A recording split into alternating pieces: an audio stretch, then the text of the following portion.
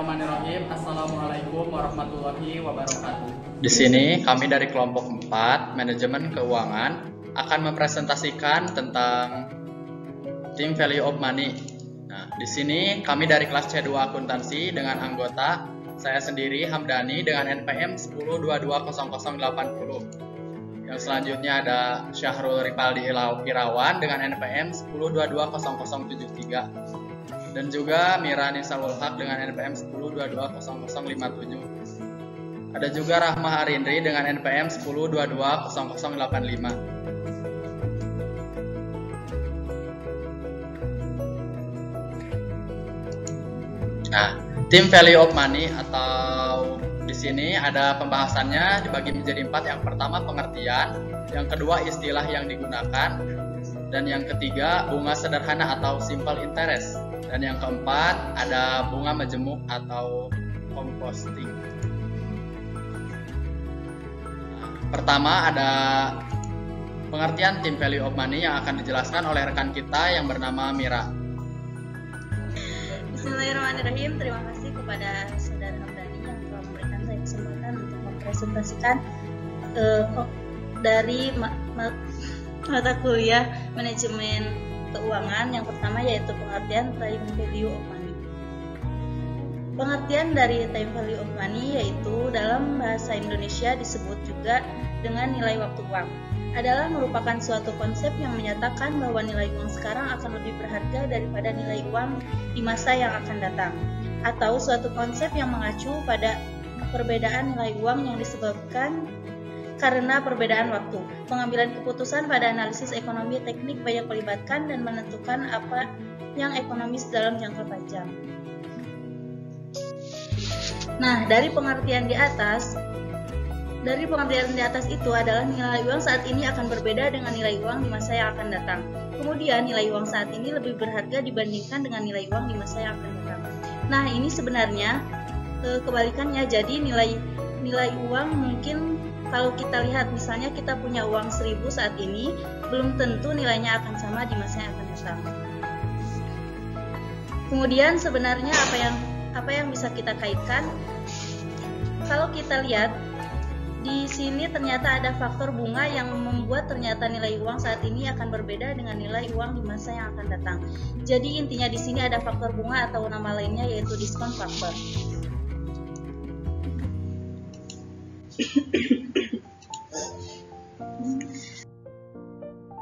Kemudian istilah-istilah dalam Time Value of Money. Yang pertama adalah PV yaitu present value atau nilai sekarang. Kemudian EV yaitu future value, I yaitu bunga, I yaitu interest atau suku bunga, N yaitu tahun, AN yaitu annuity, SI yaitu simple interest dalam rupiah, dan P0 yaitu pokok atau jumlah uang yang dipinjam atau dipinjamkan pada periode waktu.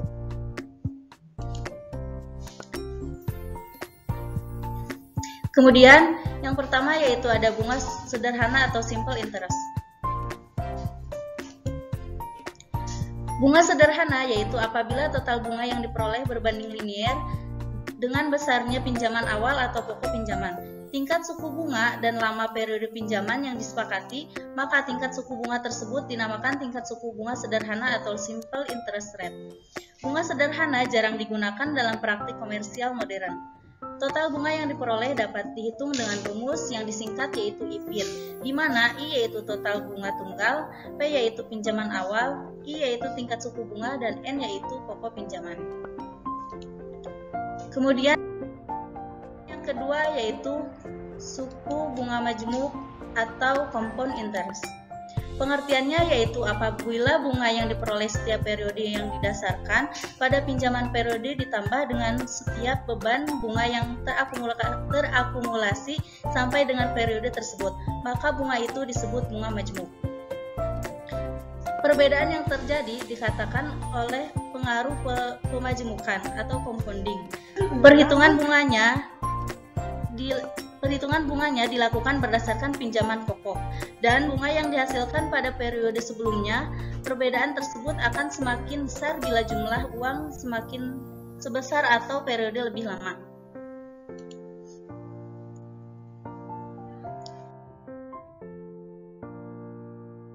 Kemudian materi yang selanjutnya yaitu metode-metode dalam time value of money akan dijelaskan oleh rekan saya yaitu Rahma Arindri. Kepadanya saya persilakan. Bismillahirrahmanirrahim. Terima kasih kepada Mira yang telah memberikan kesempatan kepada saya untuk menjelaskan materi mengenai metode-metode time value of money. Selanjutnya, di dalam metode-metode time value of money terdapat 3 metode. Yang pertama itu ada future value adalah nilai uang di mana yang akan datang dari uang yang diterima atau dibayarkan pada masa sekarang dengan memperhitungkan tingkat bunga setiap periode selama jangka waktu tertentu. Di bawah ini terdapat rumusnya yaitu FV sama dengan PO 1 ditambah I dikali N. Keterangannya, FV adalah nilai pada masa yang akan datang, PO adalah nilai pada saat ini, I adalah tingkat suku bunga, dan N adalah jangka waktu. Terus ada metode yang kedua di dalam metode value time of money yaitu present value. Present value adalah nilai uang sekarang yang akan diperoleh atau dibayar di masa yang akan datang dengan tingkat suku bunga tertentu pada setiap periode. Di bawah ini ada rumus mengenai present value yaitu PV sama dengan PO 1/1 ditambah I dikali N. Keterangannya, PV adalah nilai sekarang, PO adalah nilai di masa yang akan datang, I adalah tingkat suku bunga, dan N adalah jangka waktu. Yang terakhir itu ada metode yaitu anuitas. Anuitas adalah rangkaian seri pembayaran atau penerimaan uang yang jumlahnya periode serta tingkat bunganya sama selama jangka waktu tertentu. Annuity dapat dihitung menggunakan konsep future value annuity dan present value annuity. Di bawah ini terdapat rumus yaitu FV A sama dengan A 1 ditambah I pangkat N min I per I, atau dengan rumus FVA sama dengan PMP dalam kurung F kali V kali I kali F kali A dikali I dan dikali N. Sekian penjelasan metode-metode time value of money. Selanjutnya ada materi.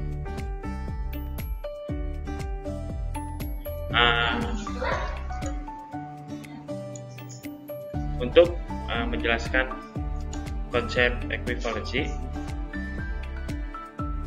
misal seorang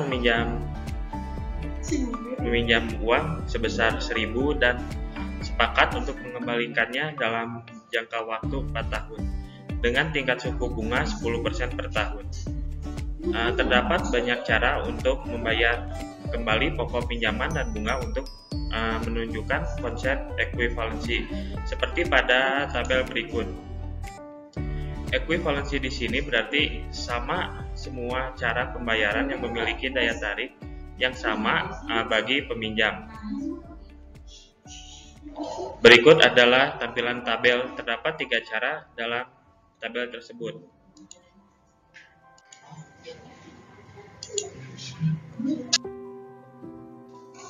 Meskipun total pembayaran kembali uang pinjaman berbeda menurut caranya, tapi bisa diekuivalensi satu sama lain, merupakan konsep yang paling penting dalam ekonomi teknik.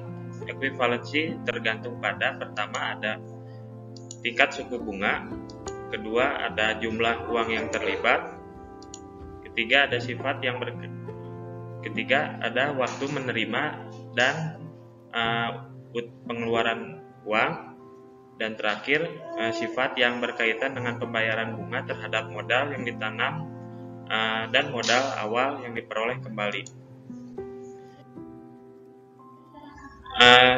Jika tingkat suku bunga konstan pada 10% untuk cara pembayaran apapun, maka semua cara pembayaran tersebut diekuivalen. Seseorang bisa secara bebas meminjam dan meminjamkan pada tingkat suku bunga 10%.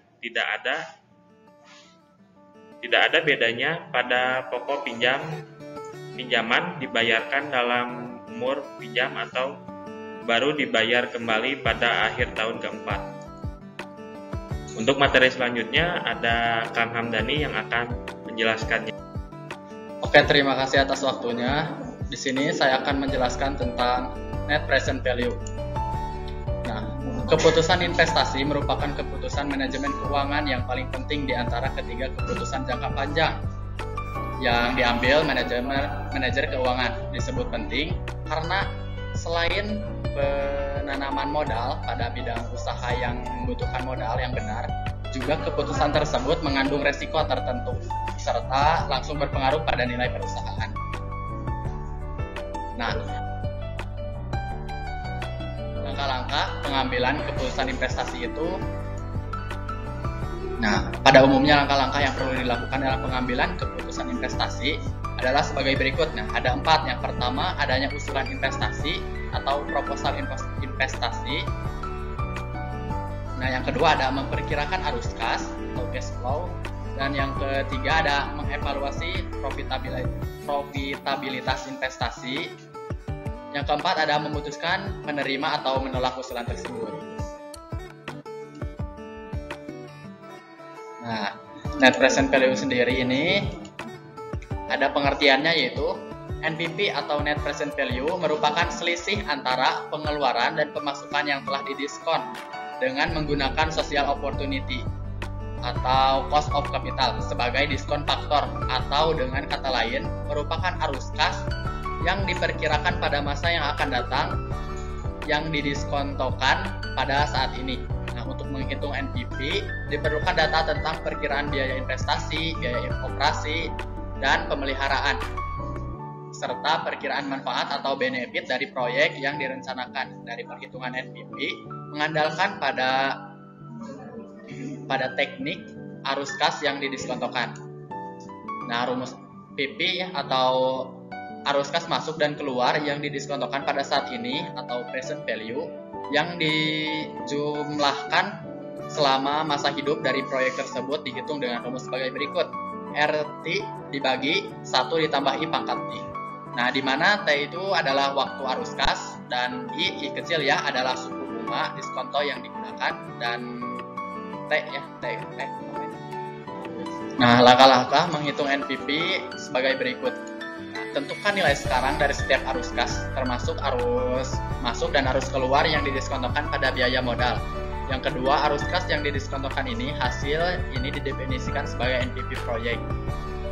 Jika NPV adalah positif, maka proyek harus diterima, sementara jika NPV negatif, maka proyek itu harus ditolak. Jika dua proyek dengan NPV positif adalah mutual eksekutif, maka salah satu dengan NPV terbesar harus dipilih. Jadi maksudnya mutual eksekutif itu jika kita memiliki dua proyek, kita itu memilih jika keduanya positif, pilih yang positifnya lebih besar. Itu harus layak untuk diambil. Hal-hal yang harus diperhatikan dalam aliran kas. Satu, taksiran kas haruslah berdasarkan atas dasar setelah pajak. Yang kedua, informasi tersebut haruslah didasarkan atas incremental atau kenaikan selisih atau suatu proyek. Jadi harus diperbandingkan adanya bagaimana aliran kas seandainya dengan dan tanpa proyek. Hal ini penting sebab pada proyek pengenalan produk baru, jika terjadi bahwa produk lama akan termakan sebagian karena kedua produk itu bersaing dalam pemasaran. Yang ketiga, aliran kas keluar haruslah tidak memasukkan unsur bunga. Apabila proyek itu direncanakan akan terbelanjai atau didanai dengan pinjaman, maka bunga tersebut termasuk sebagai tingkat bunga yang disyaratkan. Untuk penilaian proyek tersebut harus kita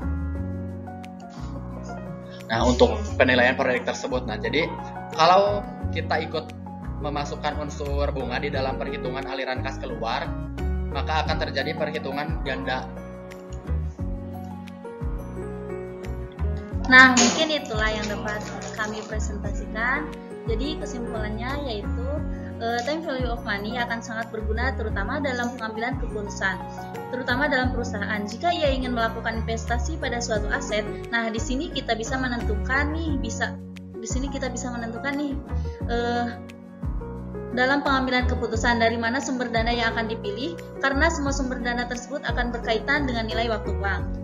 Dalam pembuatan keputusan investasi modal perlu digunakan teknik atau pendekatan yang mengakui nilai waktu uang. Hal ini didasarkan pada kenyataan bahwa nilai Rp1 pada hari ini lebih besar dibanding dengan nilai Rp1 pada tahun yang akan datang. Kondisi ini juga berlaku dalam pemilihan alternatif proyek investasi. Teknik investasi modal yang mengakui kedua karakteristik investasi bisnis adalah teknik yang melibatkan arus kas yang didiskontokan atau diskon cash flow, yaitu arus kas yang dinilai kembali menurut kesetaraan waktu. Dengan penilaian kembali tersebut, angka-angka rupiah dapat dibandingkan satu sama lain dan perusahaan dapat pula mengakui apakah sebuah usulan proyek investasi memenuhi standar atau kriteria minimum yang telah diharapkan atau tidak. Dan salah satu cara untuk mengetahui apakah proyek investasi memenuhi standar minimum adalah dengan menghitung net present value atau NPV. Kemudian NPV sebesar 0 menyiyaratkan bahwa arus kas proyek sudah mencukupi untuk membayar kembali modal yang diinvestasikan dan memberikan tingkat pengembalian yang diperlukan atas modal tersebut. Jika proyek memiliki NPV positif, maka proyek tersebut menghasilkan lebih banyak dari yang dibutuhkan untuk menutup utang dan memberikan pengembalian yang diperlukan kepada pemegang saham perusahaan.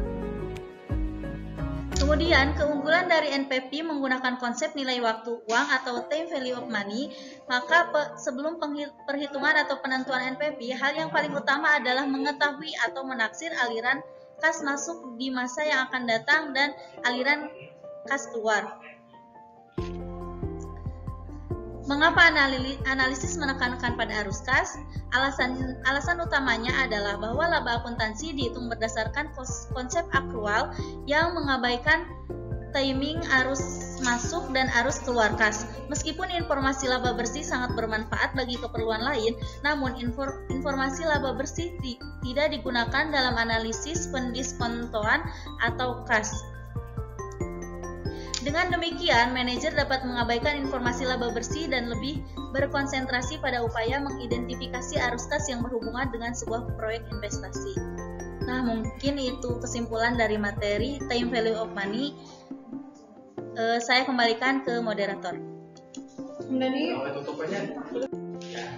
Baik, terima kasih atas presentasi teman-teman sekalian. Semoga bermanfaat dan dapat dimengerti oleh penonton. Terima kasih. Dari kami, wassalamualaikum warahmatullahi wabarakatuh.